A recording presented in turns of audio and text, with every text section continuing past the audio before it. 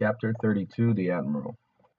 The blazing sun bakes the Arizona hard pan by day, and the temperature plunges at night.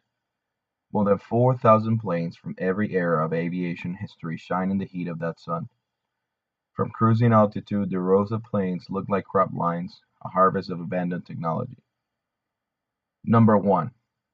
You arrive here by necessity. You stay here by choice. From way up there, you can see that some of those grounded jets are occupied, 33 to be exact.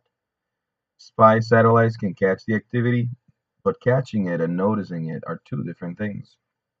CIA data analysts have far more pressing things to look for than a band of refugee unwinds. This is what the admiral's counting on, but just in case the rules in the graveyard are strict. All activity takes place in the fuselage or under the wings unless it's absolutely necessary to go out into the open. The heat helps enforce the edict. Number 2. Surviving has earned you the right to be respected. The admiral doesn't exactly own the graveyard, but his management is undisputed, and he answers to no one but himself. A combination of business sense, favors owed, and a military willing to do anything to get rid of him are what made such a sweet deal possible. Number 3. My way is the only way. The graveyard is a thriving business. The admiral buys decommissioned airplanes and sells the parts, or even resells them whole. Most business is done online. The admiral is able to acquire about one retired jet a month. Of course, each one arrives loaded with a secret cargo of unwinds. That's the real business of the graveyard, and business has been good. Number 4. Your life is my gift to you. Treat it like one.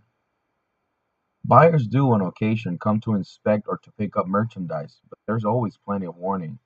From the time they enter the gate, it's 5 miles to the yard itself. It gives the kids more than enough time to disappear like gremlins into the machinery. These types of business-related visitors come only about once a week. There are people who wonder what the Admiral does with all the rest of his time. He tells them he's building a wildlife preserve. Number 5. You are better than those who would unwind you. Rise to the occasion. There are only 3 adults in the Admiral's employ: 2 office workers stationed in a trailer far from the unwinds, and a helicopter pilot. The pilot goes by the name of Cleaver, and he has 2 jobs. The first is to tour important buyers around the lot in style. The second is to take the Admiral on trips around the graveyard once a week. Cleaver is the only employee who knows about the horde of unwinds sequestered in the far reaches of the lot. He knows, but he's paid more than enough to keep quiet, and besides, the Admiral trusts Cleaver implicitly. One must trust one's personal pilot. Number 6. Everyone in the graveyard contributes. No exceptions. The real work in the yard is done by the unwinds. There are whole teams specially designated to strip the jets, sort parts, and get them ready for sale, just like any other young junkyard, but on a larger scale. Not all the jets get stripped. Some remain untouched if the Admiral thinks he can resell them whole. Some are retooled as living quarters for the kids who are, both literally and figuratively, under his wing. Number 7. Teenage rebellion is for suburban school children. Get over it. The kids are grouped in teams best suited for their jobs, their ages, and their personal needs.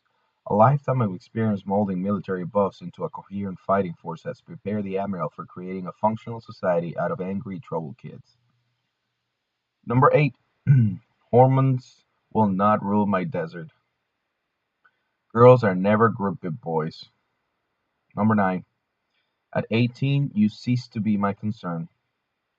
The Admiral has a list of his 10 supreme rules posted in each and every plane where kids live and work. The kids call them the 10 Demandments. He doesn't care what they call them as long as each and every one of them knows the list by heart. Number 10. Make something of yourself. This is an order. It's a challenge keeping almost 400 kids healthy, hidden, and whole. But the Admiral has never walked away from a challenge. And his motivation for doing this, like his name, is something he prepared to kill.